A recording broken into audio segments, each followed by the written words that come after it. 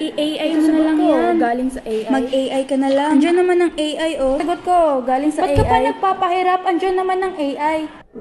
Sa ating makabagong henerasyon, patuloy na lumalawak ang paggamit ng AI or Artificial Intelligence sa iba't ibang larangan katulad na lang ng edukasyon. Totoo nga naman na may benepisyo ang teknolohiyang ito. Ngunit, tama nga ba ang paggamit natin dito? Kapaki-pakinabang sa larangan ng edukasyon kung saan ito ay nakakatulong sa ating pag-aaral. Ngunit, karamihan sa mag-aaral ngayon ay inaabuso ang paggamit nito. Ang AI ay nararapat maitakda para sa atin upang maibsan ang paghihirap sa partikular na gawain, hindi yung AI ang gagawa sa ating mga dapat gawin. Ang AI ay nagiging bahagi na ng pang-araw-araw na buhay ng tao.